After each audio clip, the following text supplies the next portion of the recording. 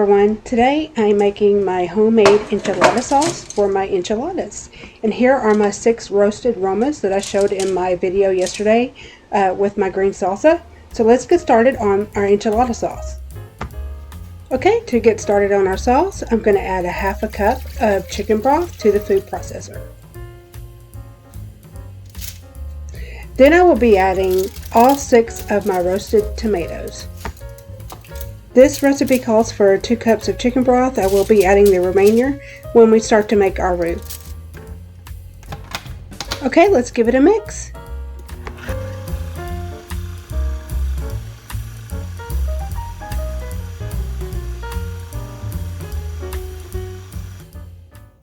Okay, let's have a look, and she is well blended, so let's go ahead and start making our enchilada sauce. Okay, I'm going to add 3 tablespoons of olive oil to my skillet and let it heat up. This will come together really quick, so all of the ingredients and their measurements will be down below. Okay, to this oil I'm going to add my flour. You can use any flour that you like. Any flour will do. Then I'm going to put in my garlic powder. Then I'm going to put in my cumin, my oregano,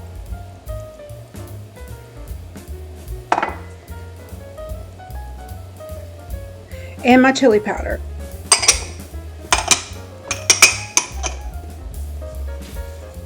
Now I'm going to give this a good mix. And when it starts to look like this, I'm going to add 2 tablespoons of tomato paste.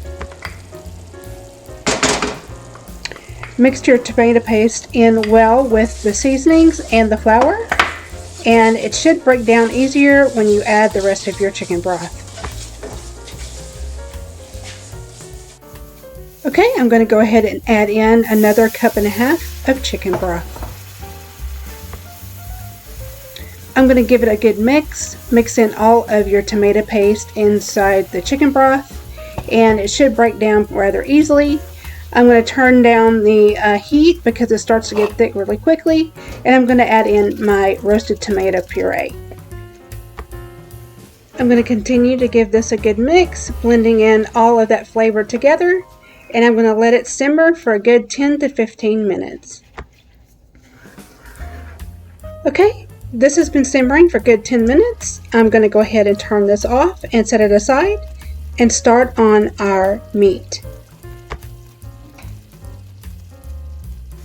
Okay, I have 2 pounds of ground meat here. I'm going to fry it up and drain the fat. After draining the fat, here comes the seasoning. I'm going to add some cumin.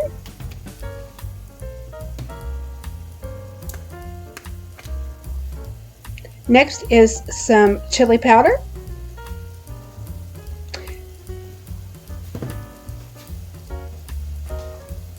Then I'm going to add some paprika,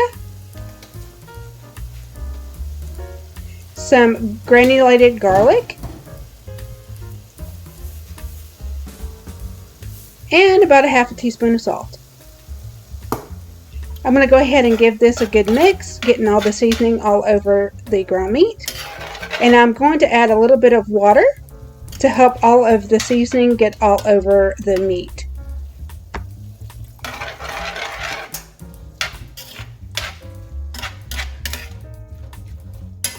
You want to let this heat through just for a few minutes, getting all the seasonings well incorporated with the meat. Okay, it looks about like she's ready, so I'm going to put her aside and start on my yellow corn tortillas.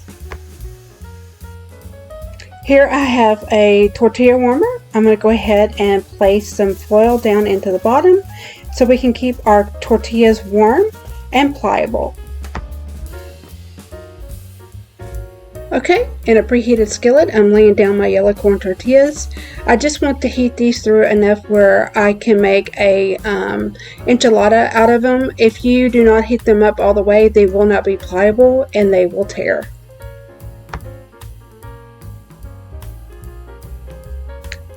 Okay, I'm going to go ahead and set them in the tortilla warmer and finish the rest of the tortillas.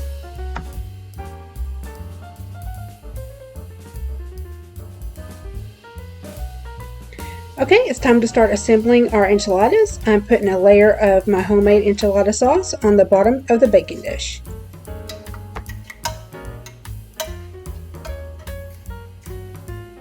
Okay, it's time to start assembling our enchiladas. I'm going to go ahead and put in a layer of meat inside my yellow corn tortilla and roll it gently and put it inside my baking dish.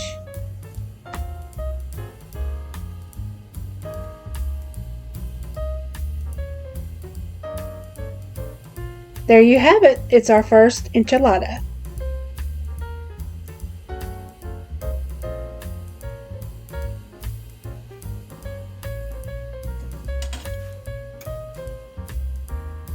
After rolling all your enchiladas, put in another layer of enchilada sauce on the top.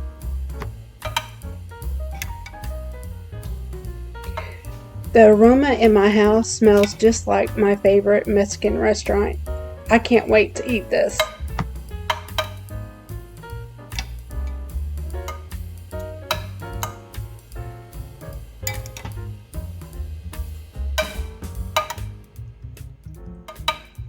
Okay, now it's time to add in our cheese. You can add any cheese you would like.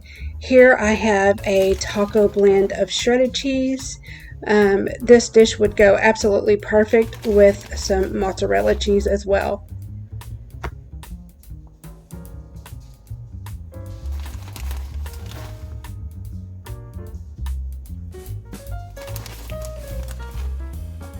Now I'm going to sprinkle in some black olives. This is totally optional, but me and my husband love black olive, so I think this would be a great addition to our enchiladas. Now I'm going to add a little bit of our ground meat that we had left over and just sprinkle it on lightly on top. Now she is ready to bake at 400 degrees for 15 minutes.